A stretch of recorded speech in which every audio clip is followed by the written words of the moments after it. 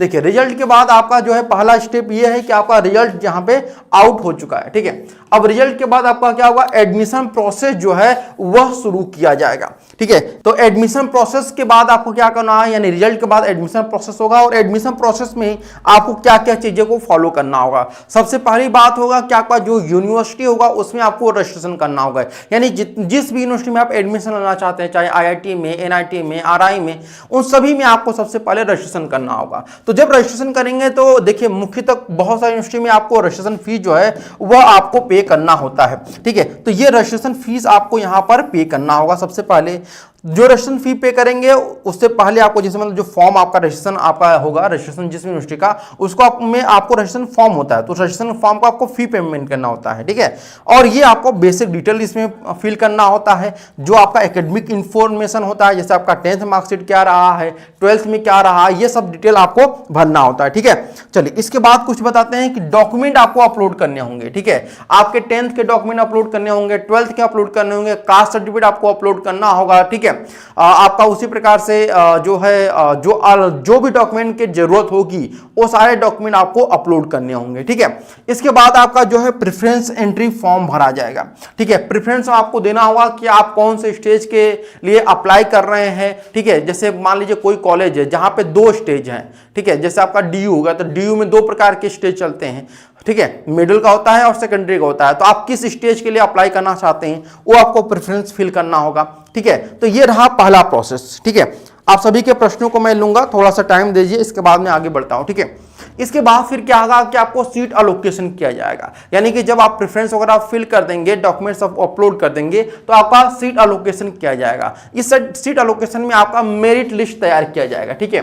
और ये merit list आपका 2 तरीके से तैयार किया जाएगा, जो आपका रिजल्ट आया हुआ है। जैसे आपका जो रिजल्ट आपका आया हुआ है यहाँ पे परसेंटाइल में आया हुआ है, ध्यान रखिएगा परसेंटाइल में आपका रिजल्ट आया हुआ है। तो देखिए एक बात ध्यान रखिएगा कि जो परसेंटाइल में आपका रिजल्ट आया हुआ है, यूनिवर्सिटी 2 तरीके से आपके रिजल्ट को यूज करेंगे, ठीक है। पहला जो यूज करेंगी वह आपका यूज करेंगे जैसे आपके केवल डोमेन के जो सब्जेक्ट हैं, डोमेन सब्जेक्ट उनके जो परसेंटाइल स्कोर है उनका केवल यूज करेंगे। फॉर एग्जांपल जैसे अगर हम बात करते हैं डोमेन सब्जेक्ट का, जिनका जो यूनिवर्सिटी ऐड करेंगी, यूज करेंगे, वह है आपके IIT हो गए, है ना, NIT हो गए, ये सब क्या है आपके डोमेन के जो सब्जेक्ट हैं इनका यूज करेंगे। यानी कि डोमेन में आपके क्या परसेंटाइल हैं उनको कैलकुलेट करके फिर आपका मेरिट लिस्ट तैयार किया जाएगा। आया बात समझ में। और कुछ यूनिवर्सिटी है जो कि आपके जो 7 सब्जेक्ट के परसेंटाइल हैं, ठीक है, 7 सब्जेक्ट के आपके जो सब्जेक्ट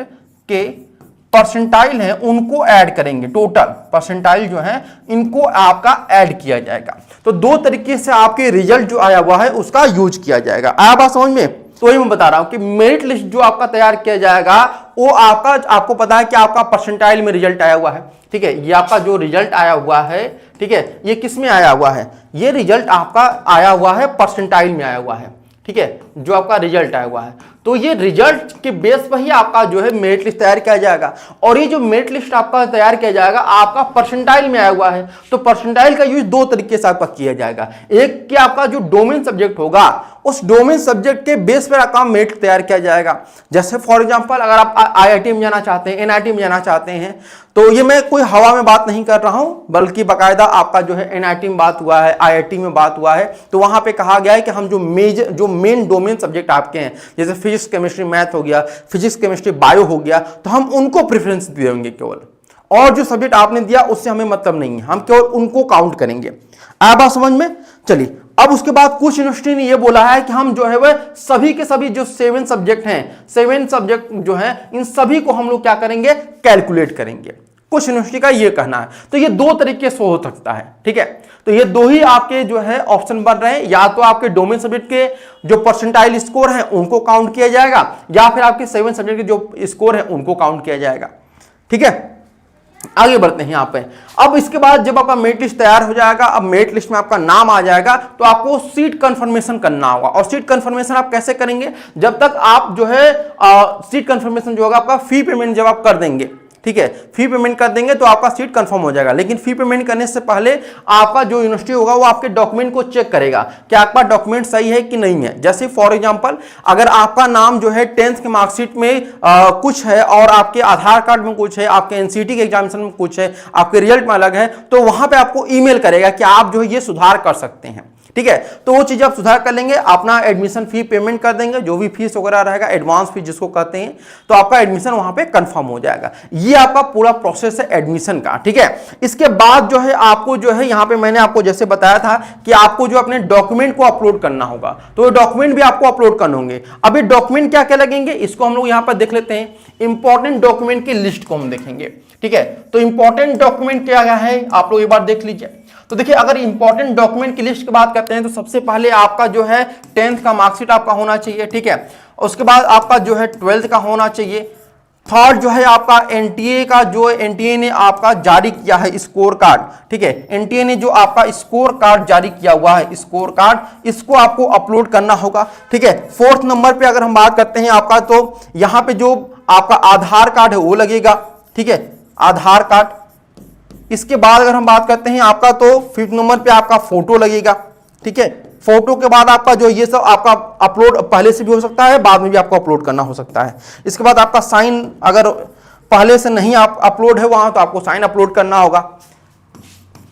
इसके बाद आपका जो है कास्ट सर्टिफिकेट अपलोड करना होगा।